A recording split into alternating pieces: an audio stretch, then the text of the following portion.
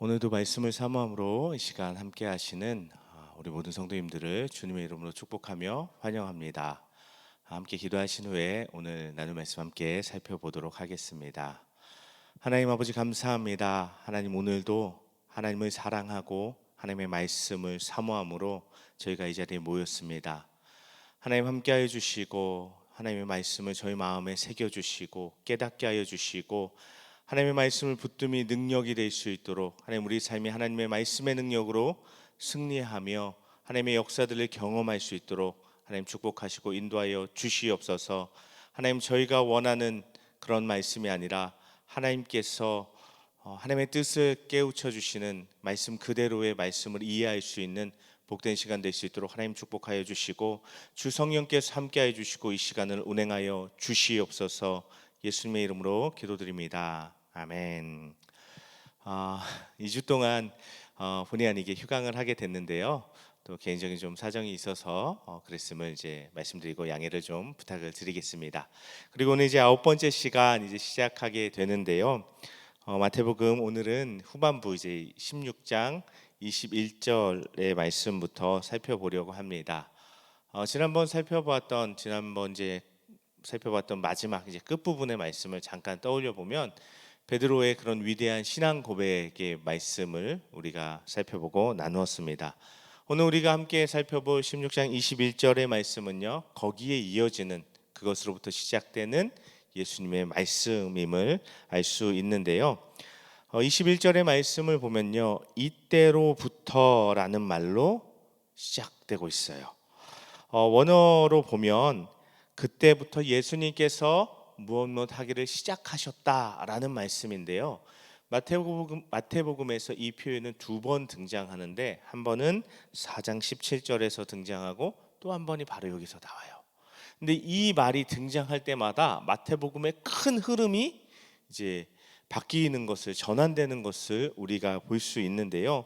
4장 17절에서 이 말씀이 나왔을 때는 예수님의 이제 본격적인 공생애가 시작되고 갈릴리에서 사역이 예수님이 어떤 분이신지를 보여주시는 그 사역이 시작되었어요.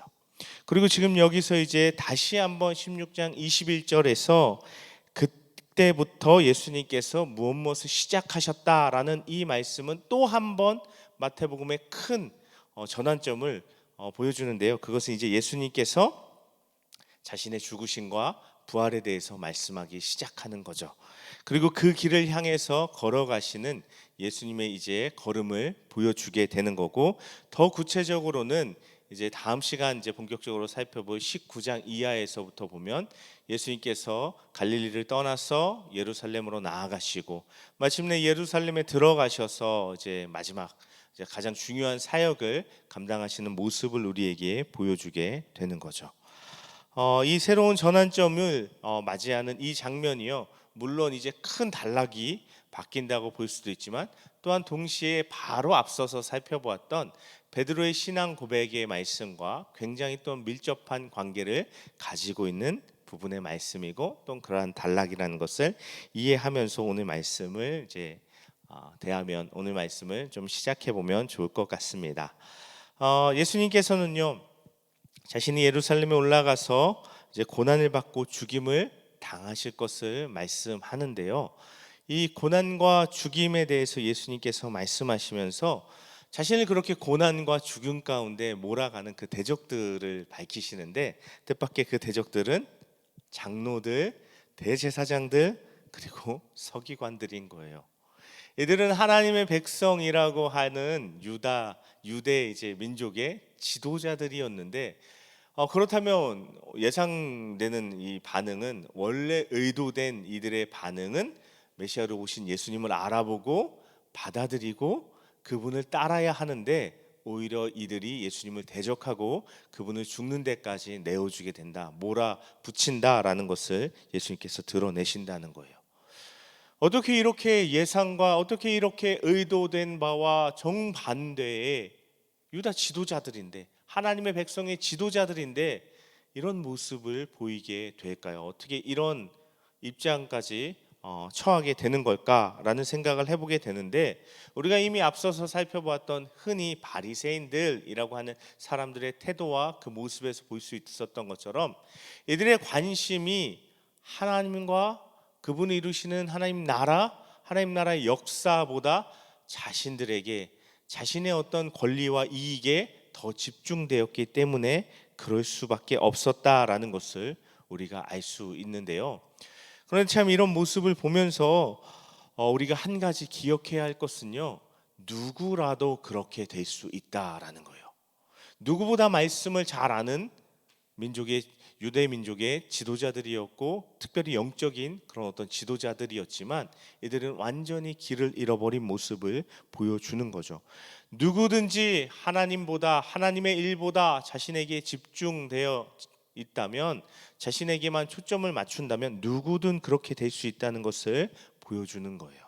그리고 더 나아가서요, 이것이 얼마나 무서운지를 이제 예수님의 고난과 죽음에 대한 첫 번째 예고에 따르는 베드로의 반응을 통해서 예수님 더 우리에게 현실감 있게 보여주실 건데요.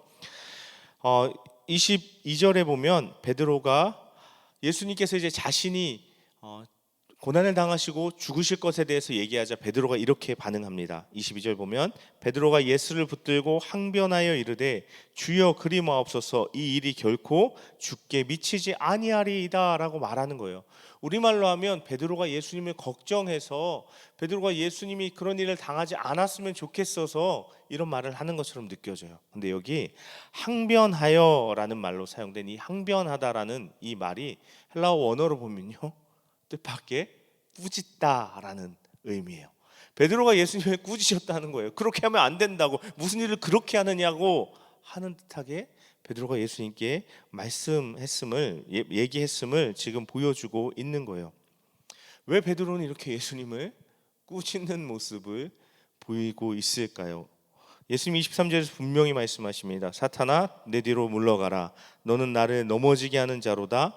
내가 하나님의 일을 생각하지 아니하고 도리어 사람의 일을 생각하는도다 하시는 건데요. 예수님의 말씀에 보면요, 베드로는 사람의 일을 생각하고 있었습니다. 사람의 일에만 관심이 있었고 사람의 일에만 집중되어 있었다는 거예요. 베드로가 왜 예수님을 꾸짖었습니까? 왜 베드로는 예수님이 죽으면 안 된다고 말합니까? 자신이 이제까지 예수님을 따르면서 어떤 기대, 어떤 소망, 어떤 자신이 바라는 결과가 있었기 때문이에요. 예수님이 살아 있어야만 그 기대가 충족되고 그 자신이 원하는 결과를 얻을 수 있는데, 예수님이 죽으면 그 모든 것이 이루어질 수 없고 물거품이 되기 때문에 베드로는 예수님을 꾸짖고 있는 거예요. 다시 말해서 이전에도 이후에도 제자들이 계속해서 보여주겠지만 예수님을 따름으로써 자신들이 얻을 수 있는 어떤 권리, 어떤 자리, 이런 것들에 집중되어 있었던 거예요. 예수님은 그래서 네가 사람의 일을 생각한다라고 말씀하시는 거예요. 사람의 일을 생각하는 것이 동시에 어떤 결과를 가져옵니까? 하나님의 일을 생각하지 않게, 하나님의 일을 생각하지 못하게 한다라고 예수님은 밝히고 계신 거예요. 지금 베드로가 하나님의 일을 생각하지 못해서 예수님을 넘어지게 하는 자가 되는 거예요. 근데 여기서 넘어지게 하는 자가요, 원어로 보면요, 걸림돌입니다. 걸림돌. 네가 하나님 나라의 일에, 하나님의 일에 걸림돌이 되고 있어 라고 예수님 말씀하시는데, 이것이 얼마나 한편으로는 웃기면서 한편으로는 안타까운 일인지, 바로 앞에서 보면요, 베드로가 그 멋진 위대한 신앙 고백, 주는 그리스도시요 살아계신 하나님의 아들이십니다, 교회의 기초가 되는, 교회의 근거가 되는 이 반석과 같은 신앙 고백을 함으로써 네가 베드로다, 네가 바위다, 네가 반석이다 하는 칭찬을 받았습니다. 그런데 지금 그 바위가, 그 대단한 바위가 뭐가 되었다고요? 걸림돌이 되었다고요. 그가 하나님의 일을 생각하는가, 그가 사람의 일을 생각하는가에 따라서 교회의 바위가 될 수도 있고, 교회의 기초가 되는 든든한 바위가 될 수도 있고, 또 동시에 교회와 하나님 나라의 걸림이 될 수도 있다라는 것을 예수님의 말씀은 분명히 우리에게 보여주고 있습니다. 저와 여러분이 하나님 나라에 하나님이 주신 그런 어떤 재능과 그런 어떤 달란트와 하나님께서 맡기신 그런 어떤 것으로 귀하게 쓰임 받는 사람이 될 수도 있지만, 우리가 하나님 나라의 일을 잊어버리고 사람의 일에만 집중되어 있다면 그 하나님 주신 좋은, 우리에게 주신 좋은 것들이 오히려 걸림돌이 될 수도 있음을 말씀하시는 거예요. 우리가 우리 스스로를 잘 살펴보아야 합니다. 나는 지금 하나님 나라의 바위가 반석이 되는 삶을 추구하고 살아가고 있는지, 아니면 걸림이 되고 걸림돌이 되고 넘어지게 하는 그런 모습으로 살아가고 있는지 우리의 모습을 점검해 볼 수 있어야 합니다. 그 점검할 수 있는 방법을 예수님께서 가르쳐 주시는데요, 우리가 너무나도 잘 알고 예수님께서 너무나도 강조하고 우리가 반드시 붙들어야 할 말씀, 24절 보면요, 누구든지 나를 따라오려거든 자기를 부인하고 자기 십자가를 지고 나를 따를 것이니라 하는 그런 말씀입니다. 예수님을 따라오려거든, 예수님과 함께 하려거든, 예수님의 제자가 되려거든 먼저 자기 십자가를 져야 합니다. 죽을 수도 있다는 거예요. 십자가는요, 실제적인 사형의 형벌의 형틀이었습니다. 죽을 수도 있는 거예요. 목숨까지도 내어놓는 거죠. 하나님 나라의 일을 위해서, 하나님을 위해서 목숨까지도 내어놓을 수 있어야 하고 그 각오를 하고 주님을 따라야 함을 예수님 말씀하세요. 그리고 동시에 자기를 부인해야 한다는 거예요. 자기를 부인하는 것, 쉽게 얘기하면 나는 아무것도 아닙니다, 나는 별거 아니에요 하는 그러한 태도, 그러한 고백이 자신을 부인하는 거겠죠. 하나님 앞에서, 우리 주님 앞에서 나의 모든 권리, 나의 어떠함을 내려놓고 포기하는 거예요. 하나님 앞에 나의 모든 권리와 나의 모든 소유, 나의 모든 소유권을 내려놓고 포기하고 심지어 내 목숨까지도 내어놓고 주님을 따를 수 있는 그것을 예수님께서 지금 말씀을 하시는 거예요. 왜냐하면 그럴 때 누구든지 제 목숨을 구원하고자 하면 잃을 것이요 누구든지 나를 위하여 제 목숨을 잃으면 찾으리라. 진정으로 목숨을 찾고 얻고 진정한 생명을 경험하게 되는 것이 그것을 내어놓는 것을 통해서만 가능하기 때문이다라고 예수님 말씀하세요. 예수님의 이 십자가 순환 예고의 말씀은 사실 제자들을 향한 초대였던 거예요. 너희들 이 십자가의 길이 지금은 내가 걸어가고 있지만 너희들도 함께 걸어가야 하는 길이야. 십자가의 길이 나의 길이기도 하지만 나의 제자된 너희들도 함께 걸어야 하는 길이야 라고 예수님 십자가의 길로 제자들을 초청하시는 거예요. 그런데 이 십자가의 길로 향한 예수님의 초대는 제자들의 생각과 기대를 완전히 뒤집는 것이었죠. 자신이 가진 생각을 뒤집고서야 예수님을 따를 수 있고 예수님의 제자가 될 수 있는 거죠. 그런데 방금도 살펴본 것처럼 그렇게 예수님의 제자 되는 것이요, 누구는 하고 누구는 하지 않고 할 수 있는 선택의 문제가 아니라는 것을 오늘 또 예수님은 말씀하고 계세요. 여기 나온 것처럼요, 인자가 아버지의 영광으로 그 천사들과 함께 오리니 그때 각 사람이 행한 대로 갚으리라 라고 말씀하시는 거예요. 다시 말해서 여기서 예수님이 다시 오심을 말씀하시는 건데, 예수님의 다시 오실 때 갚아주시는 건 무엇입니까? 영원한 하나님의 나라, 영원한 천국, 영원한 생명 말씀하시는 거예요. 예수님 다시 오실 때 각 사람이 행한 대로 갚으리라. 각 사람이 예수님의 제자가 되어서 자신을 부인하고 십자가를 지고 따르는 그 삶으로 살았는지, 아니면 그 제자 되는 삶을 거절하고 앞서 예수님 말씀하신 것처럼 자기를 위한 일, 사람의 일에만 집중하고 사람의 일만 행하면서 살았는지로 그 영원한 운명이, 영원한 생명이 결정되게 된다라고 말씀하는 거예요. 제자가 되고 제자가 되지 않고는 선택의 문제가 아니라 제자가 되는 자는 영원한 생명의 영원한 축복에 들어갈 수 있고, 제자가 되지 않으려는 자는 그 영원한 축복에 들어갈 수 없다라고 예수님 말씀하시는 거예요. 우리가 흔히 생각하는 것처럼 예수님 믿으면 다 구원받고 다 천국에 들어가고 제자가 되면 천국에서 더 많은 상을 받고가 아니라, 제자가 되면 우리식으로 표현하면 천국에 들어갈 수 있지만 제자가 되지 않으면 천국에 들어갈 수 없어라고 예수님 단호하게 말씀하시는 거예요. 이 땅에서 제자된 우리의 삶이 우리의 영원한 생명을 결정한다라고 예수님 말씀하세요. 이 말씀이 굉장히 우리에게 부담이 될 수도 있고 무겁게 다가오는 말씀일 수도 있지만 기꺼이 예수님의 제자 되는 그 자들에게 생명을 주시고 영원한 생명을 예비하시고 이 땅 가운데 이미 주셔서 경험하게 하시는 하나님의 놀라운 축복이라는 것을 우리가 깨달으며 예수님의 제자 되기를 기꺼이 선택이 아니라 받아들이고 마땅히 예수님의 제자 되어 이 땅의 삶을 살아가시는 저와 여러분 되시기를 간절히 바라고 축복합니다. 이것과 관련돼서요, 조금 우리가 이해하기 힘든 말씀이 28절에 이어지는데, 진실로 너희에게 이르노니 여기 서 있는 사람 중에 죽기 전에 인자가 그 왕권을 가지고 오는 것을 볼 자들도 있느니라 라고 예수님 말씀하세요. 여기서 인자가 그 왕권을 가지고 오는 것을 예수님의 재림으로 이해하면 이 말씀이 이상해져요. 여기 분명히 살아있는 자들이 예수님이 재림할 때까지 남은 자들이 있을 거야 라고 말씀하시는 것 같은데, 예수님의 재림을 보는 자들이 지금 여기 있을 거야 라고 말씀하시는데, 여기서 예수님 인자가 그 왕권을 가지고 오는 것, 이거는요 물론 앞서서는 예수님의 재림을 말씀하셨지만 이것은 그것의 성취를 1차적으로 보여주는, 예수님께서 죽으셨지만 부활하셔서 하나님께로부터 이 세상 모든 권세를 받으시는, 마태복음 28장 18절에서 20절에서 예수님 보여주시는 그 모습, 예수님의 부활 승리, 하나님께로부터 모든 권세를 받으시는 그 모습을 예수님 말씀하시는 거예요. 그렇게 이해할 때만 이 말씀이 온전히 이해됩니다.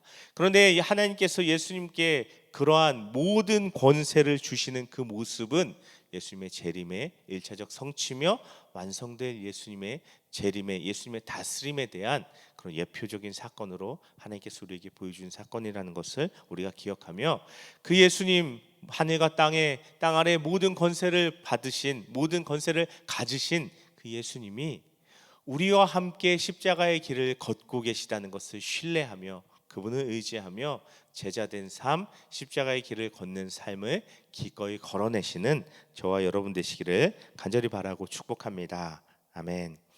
이어지는 이제 17장의 말씀에 보면요, 예수님께서 변화되시는, 우리가 흔히 변화산 사건이라고 이야기하는 그런 말씀이 이어집니다. 그런데 이 맥락에서 예수님께서 변화되시는 이 모습이 세 명의 제자들을 데리시고 변화산에 올라가셔서 원래 하늘에 계시던 예수님 본연의 모습으로 변화되시는 모습을 제자들에게 보여주시는 건데요, 이 말씀이 이 맥락에서 베드로의 신앙 고백, 예수님의 순환 예고, 예수님의 제자도의 가르침 바로 뒤에 위치하고 있어요. 마태, 마가, 누가 이 공간 복음이 모두 동일한 순서를 보여주고 있어요. 왜 그랬을까요? 왜? 앞선 제자도의 말씀이요, 제가 앞서서도 말씀드린 것처럼 너무나도 부담되고 너무나도 어렵게 느껴지는 말씀일 수 있어요.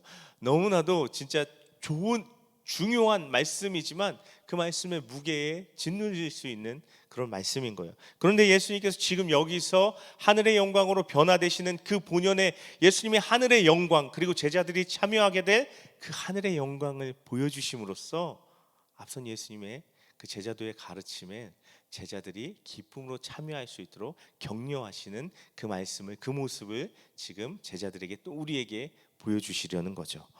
예수님께서 이제 세 명의 제자를 데리고 높은 산에, 이제 따로 높은 산에 올라가십니다. 그리고 그들 앞에서 변형되어서 얼굴이 해같이 빛나고 옷이 빛과 같이 희어지는 모습을 보여주세요.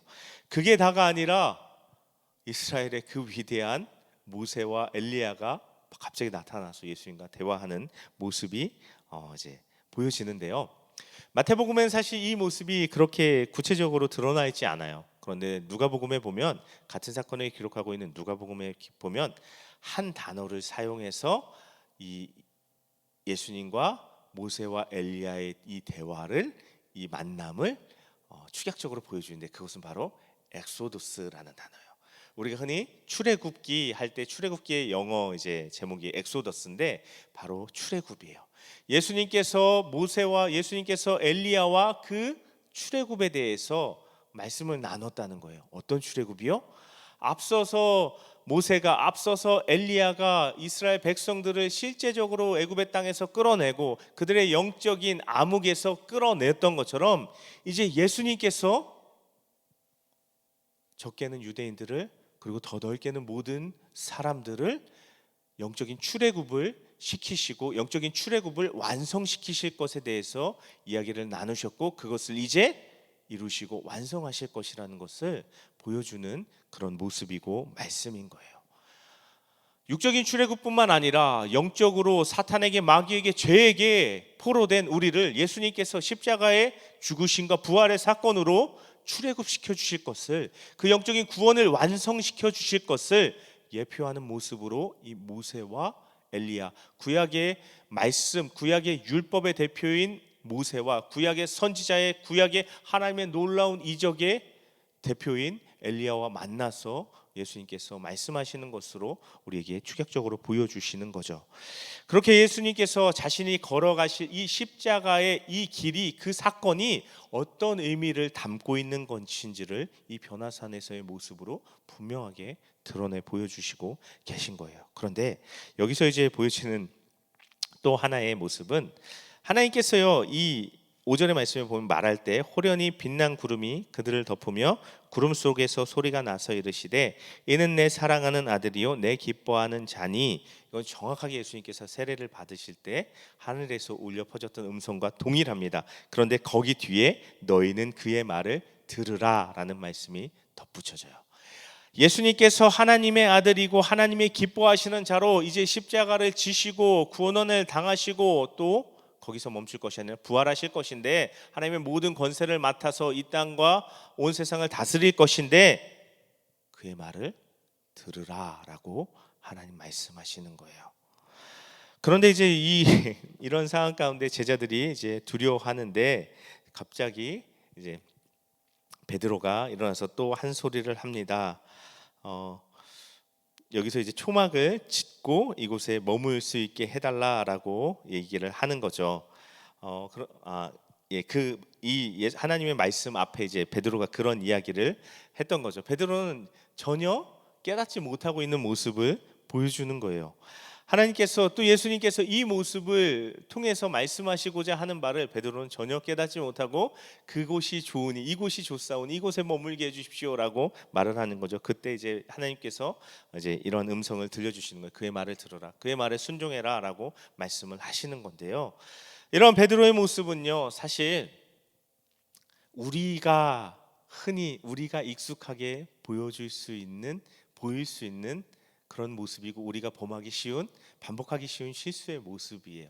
우리가 은혜를 받으면요, 그 은혜 받은 게 너무 좋은 거예요. 그래서 어떡하죠? 은혜 받은 자리에만 머물고 싶은 거예요. 내가 내 삶의 자리에 돌아가면, 세상 가운데 돌아가면 또 은혜 쏟을 텐데, 이 은혜가 깨질 텐데 하면서 돌아가지 않고 은혜 받는 것에만 머물고 은혜 받는 것에만 만족하려 한다라는 거죠. 그런데 여기 하나님 말씀하신 것처럼 너희는 그의 말을 들으라, 예수님의 말씀을 듣고 순종하는 그 삶을 하나님께서 말씀하시는 건데, 다시 말해서 예수님께서도 이제 제자들을 데리시고 산 아래로 다시 내려가시는 거예요. 왜 은혜 받습니까? 은혜 받는 것이 왜 중요합니까? 은혜 받는 것 자체가 목적이라면 사실 그 은혜는요 아무 의미가 없는 거예요.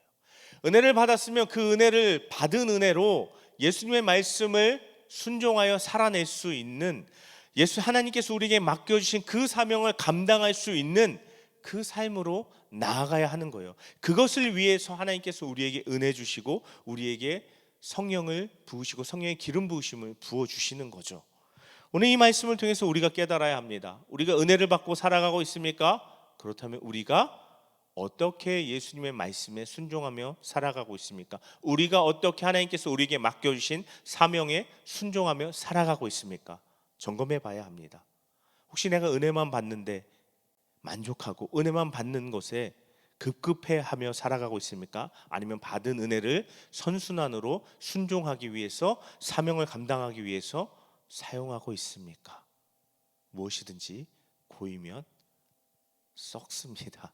은혜든 은사든 고여 있으면, 나 자신이 목적이 되면 썩는 거예요.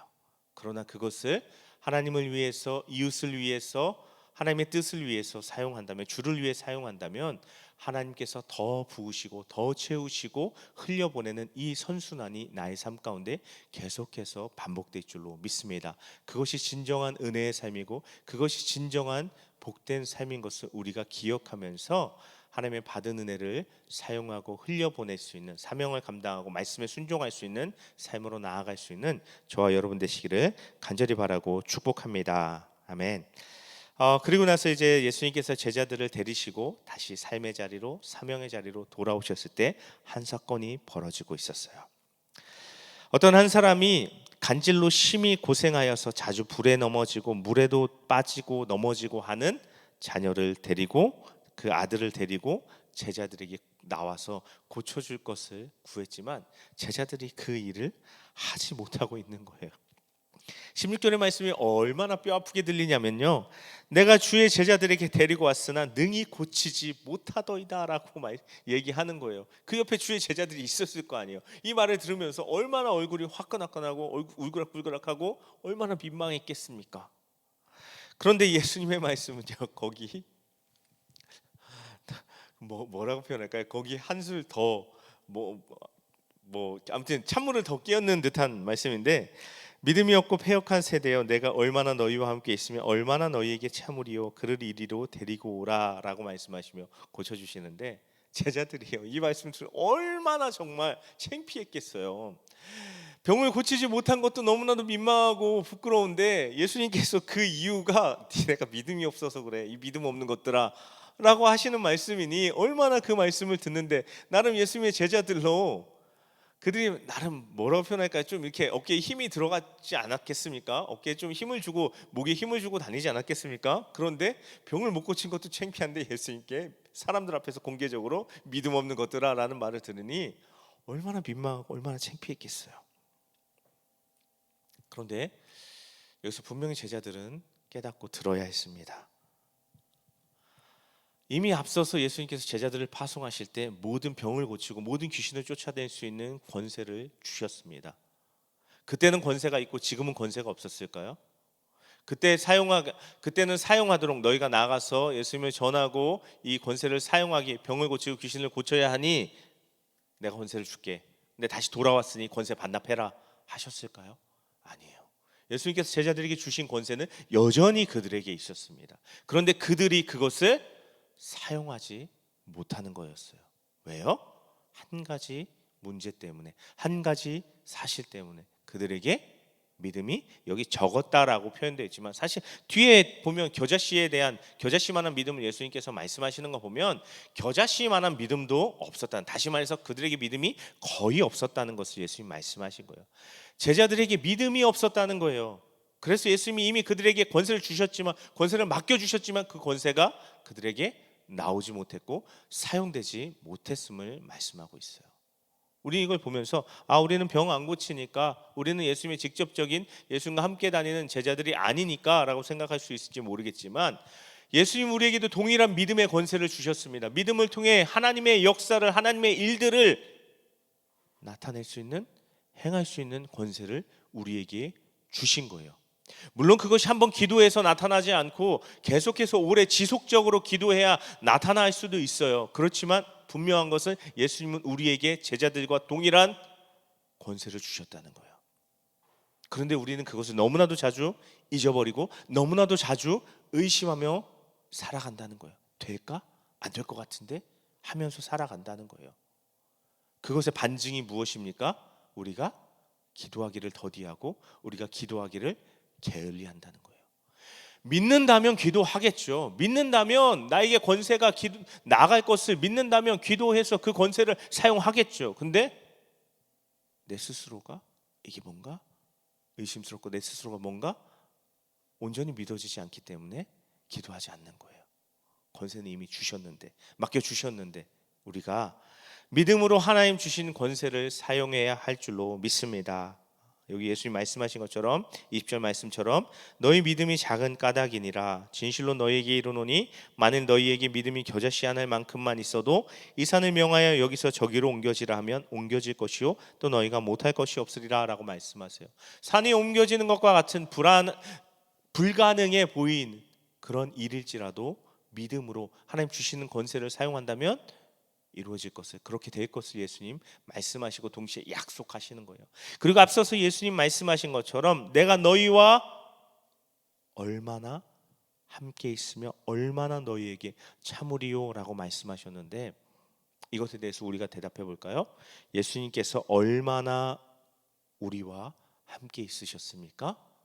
예수님께서 십자가에 못 박혀 죽으시기까지 우리와 함께 하셨습니다. 자신의 생명을 내어놓으시기까지 우리와 함께 하셨어요. 그리고 얼마나 우리를 참아주셨어요? 마찬가지로 십자가 못 박혀 죽어주실 때까지 모든 고난, 모든 수치, 모든 침뱉음, 모든 뺨을 맞는 그 모든 일을 당해주심까지 우리를 참아주셨어요. 그 예수님의 고난과 그 예수님의 수치와 그 예수님의 십자가 죽음을 통해서 하나님의 권세가 우리에게 주어지고 우리에게 임하게 되었습니다. 우리가 그 예수님의 십자가를 믿는 믿음, 우리가 그 예수님의 십자가 그 은혜와 사랑을 믿는 믿음으로 하나님 우리에게 주신 자녀의 권세, 하나님께서 우리에게 주신 제자의 권세를 믿음으로 붙들고 믿음으로 사용하게 되시는 역사가 저와 여러분에게 나타나게 되시기를 간절히 바라고 축복합니다. 아멘. 그리고 나서 예수님께서요 다시 한번 거듭 22절 보면 갈릴리에 모일 때에 예수께서 제자들에게 이르시되 인자가 장차 사람들의 손에 넘겨져 죽임을 당하고 제3일에 살아나리라 라고 말씀하세요. 예수님께서 다시 한번 두 번째로 예수님의 순환에 대해서 예고하시는데, 예수님은 총 3번 자신의 순환에 대해서 예고하십니다. 첫 번째는 가이사랴 빌립보에서 베드로의 신앙 고백 이후에, 그리고 지금 갈릴리에서, 그리고 앞으로 예루살렘에 다다르기 직전에 다시 한번 예수님의 순환에 대해서 3번이나 거듭해서 말씀을 해주세요. 왜 예수님께서 3번이나 제자들에게 똑같은 말씀을 반복해서 말씀하셨을까요? 그들이 이러한 예수님의 메시아 되심, 십자가와 부활을 분명히 깨달아 알고 있어야 함을, 분명히 예수님이 어떤 분이신지 무엇을 위해 오셨는지를 분명히 알아야 함을 이미 앞서서 보여준 것처럼 제자들은 예수님에 대해서 그릇된 왜곡된 시선, 왜곡된 기대를 갖고 있었어요. 그것을 예수님께서 점검하게 해주시려고 제자들에게 3번이나 반복해서 말씀해 주셨는데, 첫 번째 베드로가 예수님을 꾸짖으셨죠. 두 번째 지금 제자들이 보여주는 반응은 매우 근심하는 거였습니다. 무엇을 의미합니까? 전혀 이해하지 못한다는 모습을 보여주고 있는 거예요. 이것이요 우리가 제자들을 볼 때 아직도 이해를 못하고 있구나 라고 생각할 수 있어요. 그런데 제자들은요 어찌 보면 이해하지 못하는 것이 당연할 수 있어요. 그런 일이 이전에도 없었고, 또한 그런 일이 전혀 제자들의 기대 속에서는 가능하지 않은 일이었기 때문에 그랬고, 제자들이 물론 다른 기대를 품고 있어서 그랬을 수도 있죠. 그런데 어쨌든 이들은 경험하지 못한 일에 대한 예수님의 예고를, 예수님의 예언을 듣고 있는 거예요. 그런데 중요한 것은 우리는 이미 듣고 알고 경험한 자들임에도 불구하고 때론 제자들과 같은 반응을 보인다는 거예요. 예수님이 우리 삶의 왕으로, 예수님이 우리 삶의 목자로 우리의 모든 것들을 해결해 주시고 우리에게 가장 좋은 것들을, 우리가 기대하는 것들을 주시는 분이어야 하는데, 예수님이 우리 기대와 다르게 오늘 제자들에게 하시는 이런 말씀과 같은 말씀을 우리에게 주시고 기도 가운데 우리에게 응답으로 주실 때 우리도 때로는 예수님을 꾸짖으려 한다는 거예요. 우리도 때로는 그 예수님의 말씀 앞에 근심한다는 거예요. 왜요? 우리가 예수님께 품고 있는 기대가 있기 때문에, 우리가 예수님께서 바라는, 원하는 그러한 것들이 있기 때문에 그것과 다른 예수님의 말씀, 그것을 뒤집는 예수님의 응답 부담스럽다는 거예요. 받아들이기에 기쁘지 않다는 거예요. 너무나도 자주 실망하고 낙심하고 슬퍼하는 우리의 모습인 거죠. 그런데 우리는 예수님을 온전히 알아야 합니다. 예수님은 우리에게 구원을 주시고, 예수님은 우리를 구원의 길로 인도하시고, 예수님은 우리를 제자된 삶으로 우리의 생각과 기대와는 다를지 모르겠지만 예수님께서 보시기에 가장 복된 우리의 삶으로 인도하시기를 원하시는 분이라는 거예요. 우리가 그 예수님께 대한 우리의 혹시 왜곡되고 그릇되고 빗나간 기대가 있다면 바로잡고 예수님의 말씀 앞으로 돌아와야 합니다. 그때 우리에게 하나님께서 예비하신 가장 복된 삶, 하나님의 은혜를 누리는 삶. 때론 그 삶에 고난이 있고 역경이 있고 때론 그 삶에 어려움이 있어도, 예기치 못한 어려움이 있어도 가장 깊은 하나님의 은혜를 경험하고 누리는 삶으로 살아갈 수 있을 줄로 믿습니다. 저와 여러분이 예수님의 말씀 앞에 온전히 그런 예수님의 모습을 깨닫고 그런 예수님의 실체를 깨닫고 예수님과 동행하시는 은혜를 누리실 수 있기를 간절히 바라고 축복합니다. 아멘. 이 17장 이제 막바지에 보면 한 가지 사건이 또 기록되어 있어요. 그것은 예수님께서 성전세를 내시는 사건인데, 이제 그 성전세에 관해서 잠시 이제 말씀을 드리면, 이 성전세는 유대인 20세 이상 된 유대인 남자가 1년에 한 번씩 내는 세금으로 반세겔을 그 액수로 내는 세금이에요. 성전세는요, 사실 이스라엘 백성들, 유대 백성들이 내는 다른 세금과 좀 성격이 다른 게, 다른 세금은 사실 나라의 로마에 이렇게 빼앗기는 듯한 그런 세금이에요. 그러니까 별로 기뻐할 만하지 않은 그런 세금이에요. 근데 성전세는 유대인 남자라면 누구든 자발적으로 자원해서 내는 세금이었어요. 왜냐하면 그들의 성전 제사 제도가 유지되는데 필요한 액수를 스스로 감당하는 거였기 때문에, 하나님의 백성이라는 그런 어떤 자긍심, 민족적 그런 어떤 자부심으로 자발적으로 내는 세금이었죠. 근데 이 세금이 갈릴리 지역에서는요, 통상적으로 유월절 한 달 전쯤에 이제 걷어졌다고 해요. 그러니까 지금 유월절을 한 달 앞둔, 그러니까 예수님께서 십자가를 지시기에 한 달 정도가 남은 그 시점이었죠. 그때 세금 걷는 사람이 베드로를 찾아와서, 야, 너네 스승은 성전세 안 내냐? 라고 물어본 거예요. 그때 베드로는 예수님께 묻지도 않고 낸다라고 대답을 합니다. 아마도 이전에도 예수님께서 성전세를 내셨던 것 같아요. 그때 예수님께서 이렇게 말씀하시죠.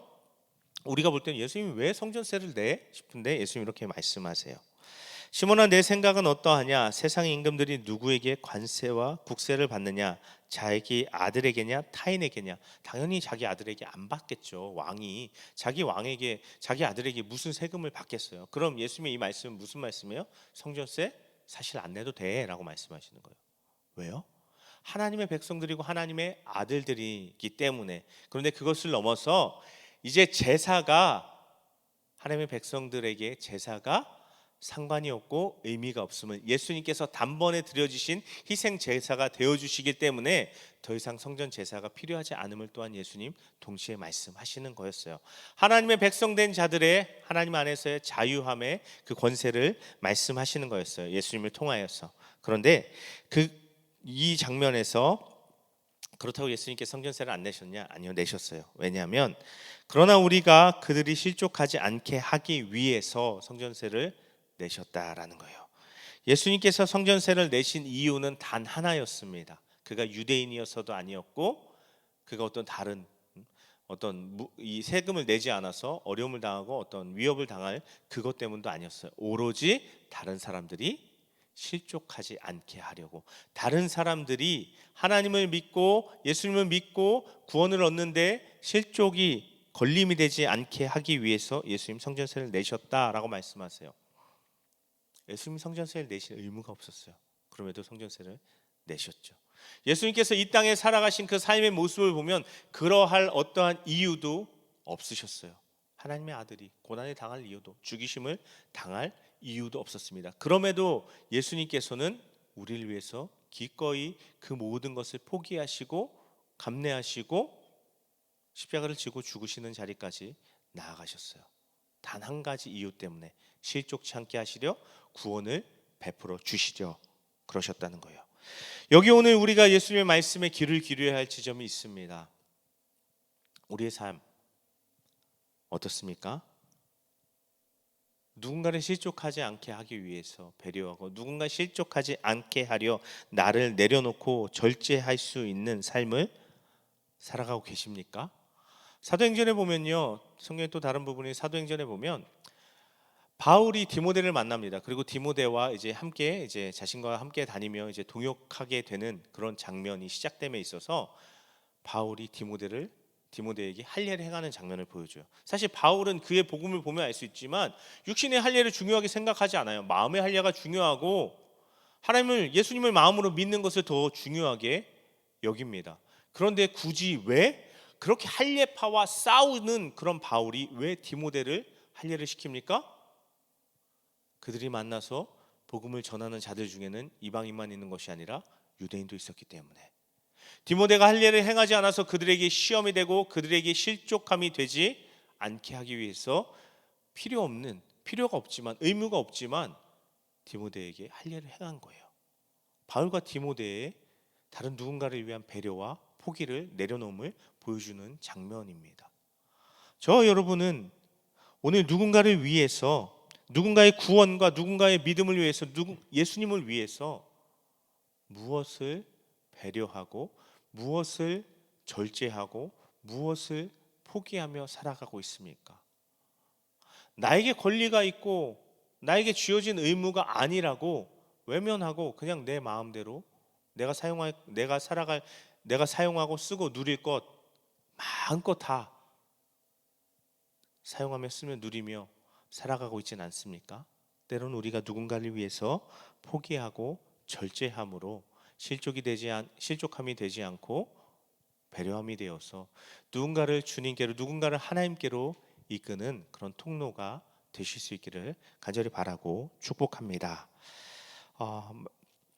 이것에 이어서요, 이제 오늘 18장까지 살펴보려고 하는데요. 18장의 말씀을 보면요, 예수님의 네 번째 가르침의 말씀이 이제 18장에 담겨 있습니다. 그런데 이 예수님의 네 번째 가르침의 말씀은 제자들의 질문으로 시작되고 있어요.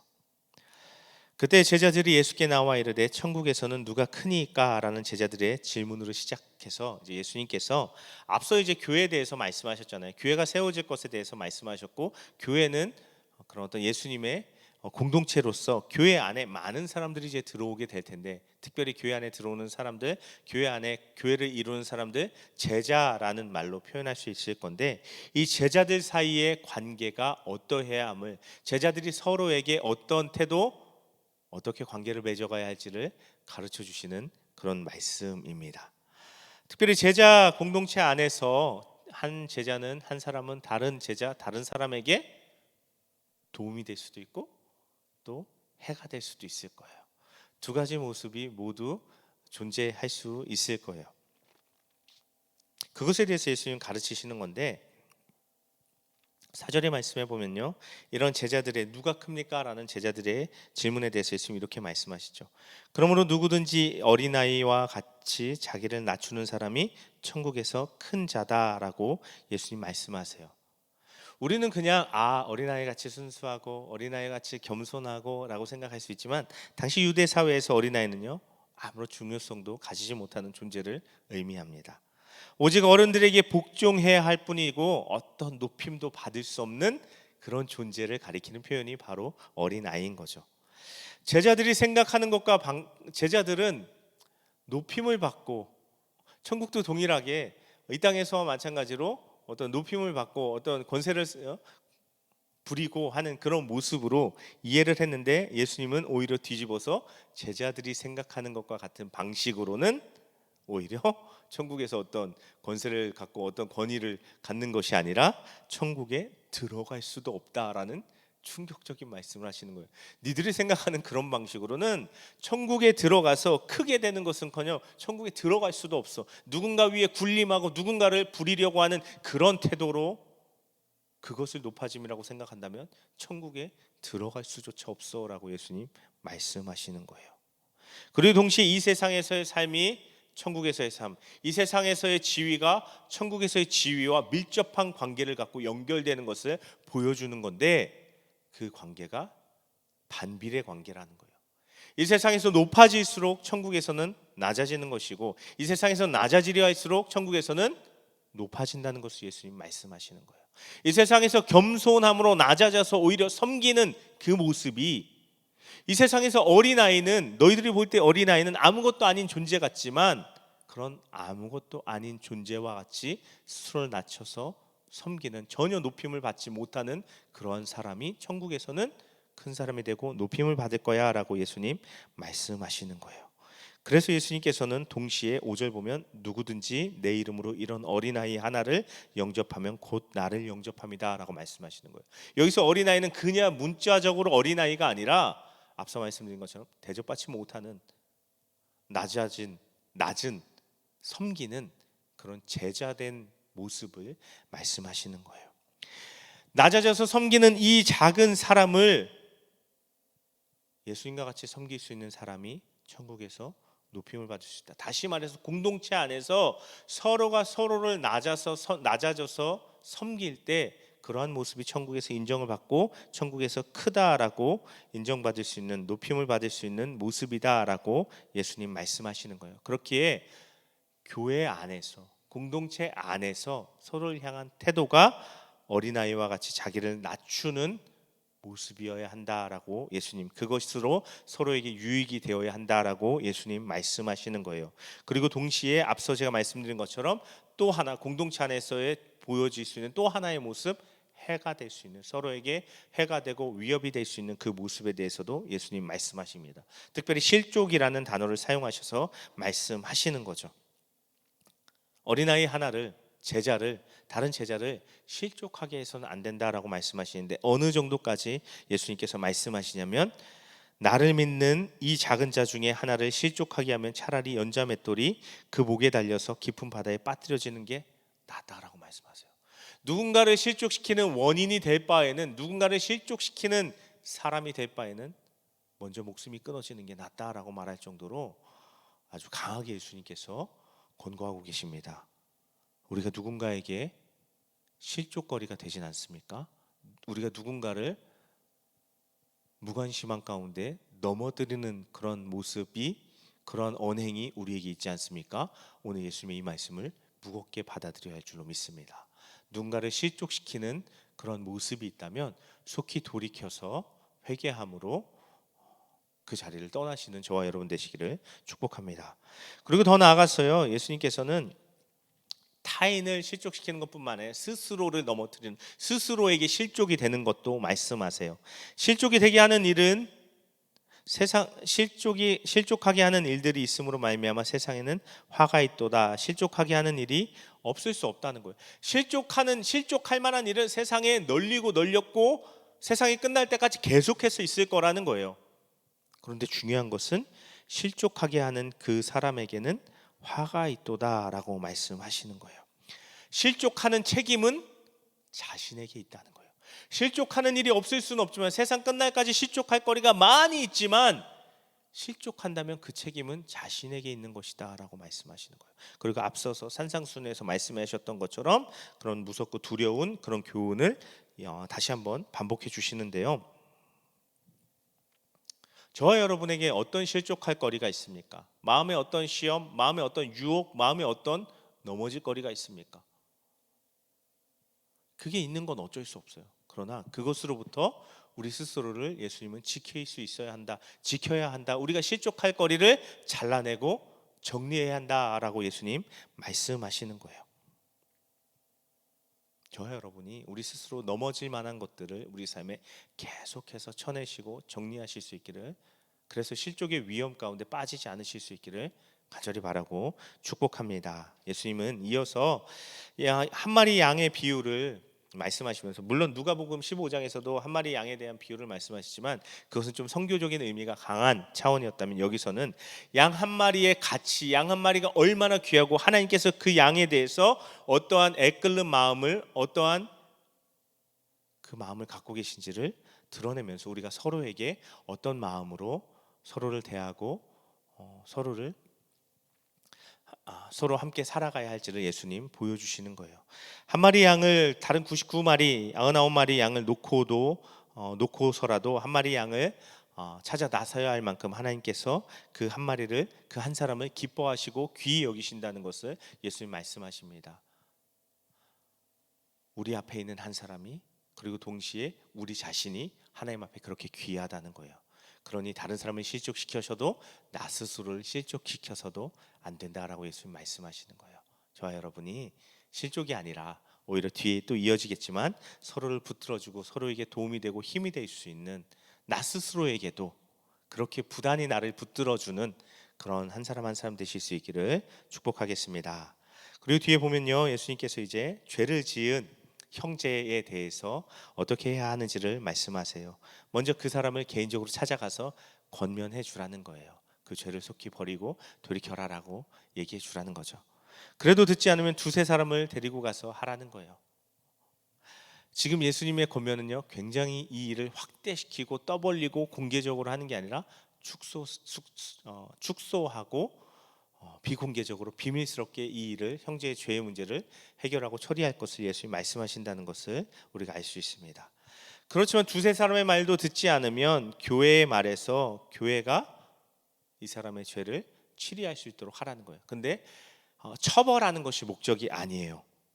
여기 물론 이방인과 세리와 같이 여기라 추방시켜 버리라라고 말하는 것 같지만, 사실 왜 그렇게 예수님 말씀하세요? 그 모든 것이 이 사람이 돌아오게 하려는 방법으로 사용하라는 거예요. 이 사람을 미워하고 버리라는 것이, 죄 지은 사람을 버리고 미워하라라고 말하는 것이 아니라 조심스럽게 그를 권면하고 비밀스럽게 그를 권면하고 비밀스럽게 교회에 7일 행하여서 이가 깨닫고 뉘우치고 돌아올 수 있도록 도와줄 수 있어야 함을 이야기하시는 거예요. 그러면서 그것에 대해서 예수님께서 말씀하시는 것은요, 19절의 말씀에 보면 진실로 다시 너희에게 이르노니 너희 중에 두 사람이 땅에서 합심하여 무엇이든지 구하면 하늘에 계신 내 아버지께서 그들을 위하여 이루게 하시리라. 두세 사람이 내 이름으로 모인 곳에는 나도 그들 중에 있느니라 라고 말씀하세요. 우리는 이 말씀을요, 자주 우리의 기도에 대한 말씀으로 인용합니다. 두세 사람이 모여서 기도하면 하나님이 들으시니 적은 수가 모여 기도할지라도 주님이 함께 하시니 들어주십니다. 그러니 우리 적은 수라도 기도하기에 힘씁시다, 모이기에 힘씁시다 라고 말하는 그런 어떤 기도에 대한 일반적인 권면으로 자주 사용하는데, 사실 이 맥락에서 보면 어떤 의미예요? 죄 지은 사람이 돌아오지 않을 때 두세 사람이 모여서 하나님의 마음을 품고 그가 돌아오기를 위해서 간절히 기도하라는 거예요. 그러면 하나님께서 그 하나님의 마음을 붙들고 기도하는 사람들의 기도를 듣고 그를 돌이켜 주시고 그를 회복시켜 주실 거라고 말씀하시는 것이 1차적인 의미인 거예요.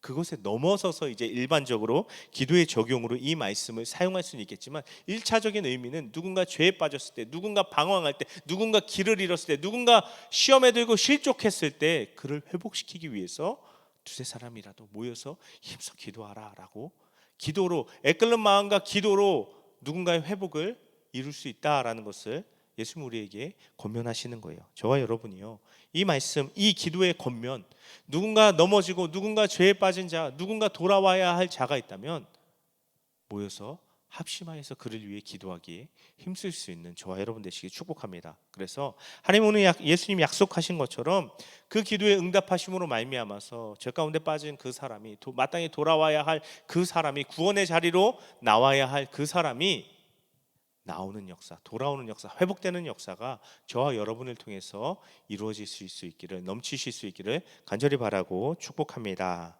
아멘. 그리고 마지막으로요, 이제 이 용서에 대한 것에 대해서 예수님 말씀하시는데, 이 공동체 안에서, 특별히 이 제자 공동체 안에서 가장 중요한 것 중에 하나인 용서에 대해서 예수님 말씀하시는데, 특별히 베드로의 질문으로 시작합니다. 21절 보면 그때 베드로가 나와 이르되 주여 내 형제가 내게 죄를 범하면 몇 번이나 용서하여 주리이까? 라고 여쭤보는 거예요. 주님, 형제가 나한테 죄를 범하면 공동체 안에서, 제자 공동체 안에서 다른 누군가가 나에게, 다른 제자가 나에게 죄를 범하면 몇 번이나 용서해 줄까요? 라고 이야기하는 거죠. 7번까지 하면 되겠습니까? 라고 예수님께 여쭤봅니다. 우리는 이 베드로의 질문을 보면서 겨우 7번이라는 생각을 할 수도 있지만, 사실 당시 랍비들의 가르침을 보면 누군가 나에게 죄를 지었을 때 3번까지 용서하라라고 가르쳤다고요. 근데 베드로가 7번을 말한 거 보면 굉장히 관대할 뿐 아니라 7이라는 수가 가진 그런 완전수라는 의미를 보면 베드로가 굉장히 관대한 입장을 취하고 있다는 것을 알 수 있어요. 그런데 예수님의 대답을 보면요, 우리말로 되어 있는 거 보면 7번뿐 아니라 7번을 70번까지도 하라라고 예수님 말씀하세요. 원어적인 의미로는요, 77번이라고 볼 수도 있고 7번을 70번까지 해서 490번이라고 볼 수도 있어요. 그런데 중요한 것은 그 숫자 77번이냐 490번이냐가 중요한 것이 아니라, 예수님이 말씀하시는 이 표현은 제한 없이 완전히 끝까지 용서해 줄 것을 말씀하는 거라는 것을 우리가 이해해야 합니다. 그런 의미로 우리가 이해하고 받아들여야 한다는 거예요. 횟수를 제한하고 용서하는 것. 자, 내가 너 만약에 490번까지 용서할 거야. 그럼 490번까지 꾹꾹 참다가 489, 490, 491 되는 순간 너 이제 끝났어 라고 할 수밖에 없는 거예요. 횟수를 제한한다는 것은 사실 무슨 이야기예요? 무슨 의미예요? 용서 안 하겠다는 거예요. 여기까지만 참고 그거 넘어가면 안 해주겠다는 거예요. 그렇게 베드로가 관대한 입장에서 잘 물어봤지만 예수님의 대답은 횟수 제한하지 말고, 횟수 두지 말고, 어떤 제한을 두지 말고 용서해라. 그것이 진정한 용서고 그것이 진심으로 하는 용서다라고 예수님 가르쳐 주시는 거예요.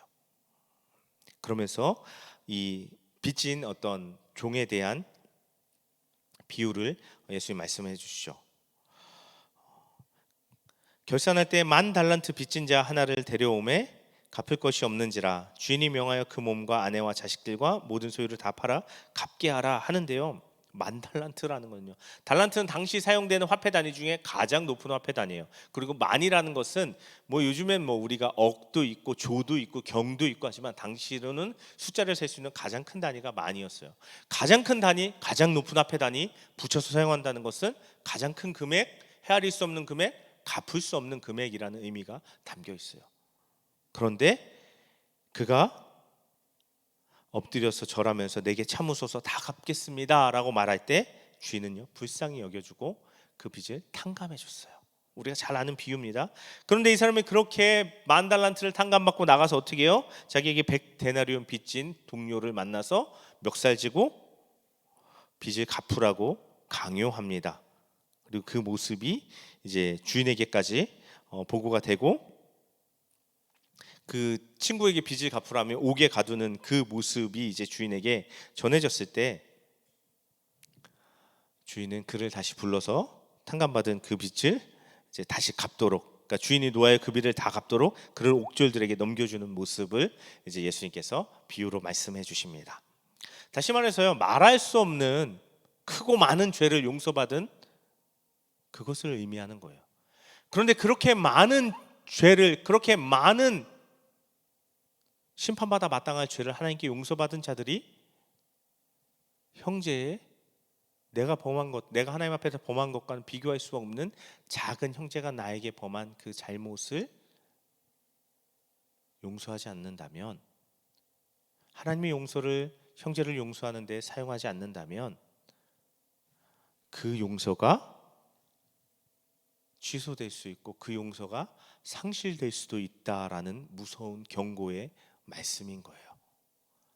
물론 예수님께서 그것을 우리에게 겁주려고만 이 말씀을 하신 게 아니죠.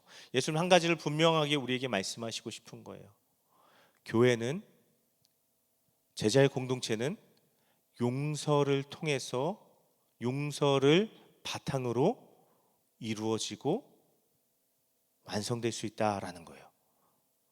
하나님의 용서를 통해서 제자 공동체가 형성되었고 교회가 세워졌는데 그 용서를 빼버린다면 이 공동체는 무너져 내릴 것이고 흔들릴 것이다 라고 예수님 말씀하시는 거예요.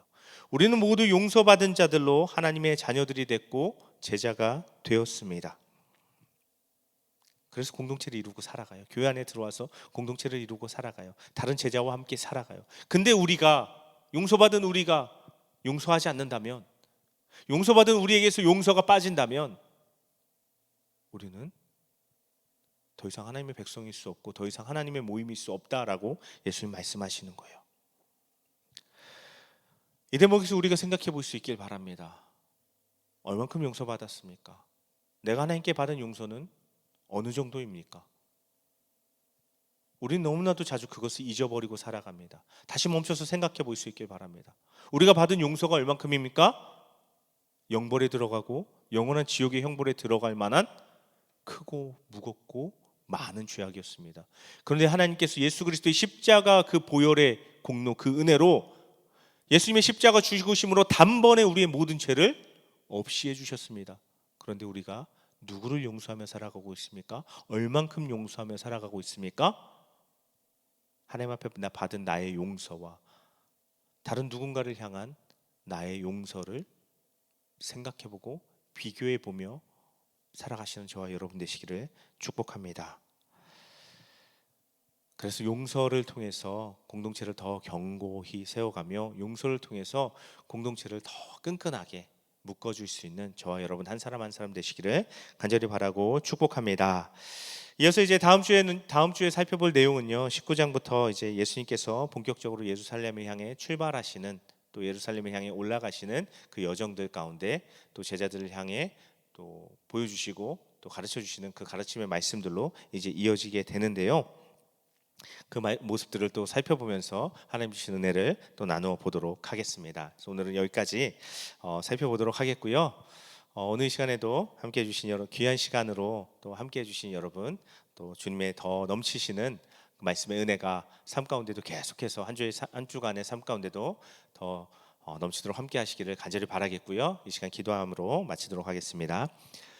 하나님 아버지 감사합니다. 하나님 오늘도 예수님의 그 입술을 통해서 하나님 우리에게 전하여 주신 그 말씀을 저희가 함께 나누며 하나님의 마음을 헤아리고 깨닫게 하심에 감사를 드립니다.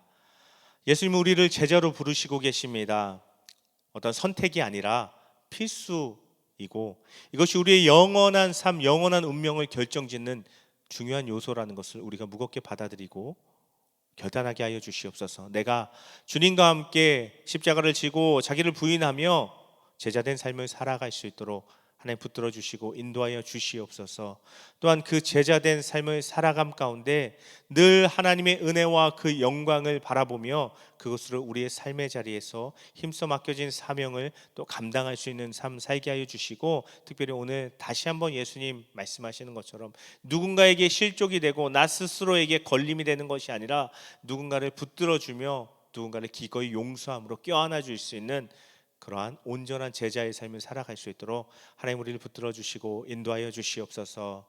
하나님 늘 말씀으로 우리 삶을 인쳐 주시고 주 성령으로 기름 부으셔서 말씀을 행할 수 있는, 말씀을 행한 가운데 경험할 수 있는 하나님의 손길과 역사하심을 경험하며 누리며 살아갈 수 있도록 하나님 우리 삶을 붙드시고 인도하여 주시고 축복하여 주시옵소서. 오늘도 함께하는 모든 성도님들, 또 그 가정, 또 그 직장, 그 산업 가운데, 사업 가운데 하나님 넘치도록 함께 하시고 기름 부어 주시옵소서.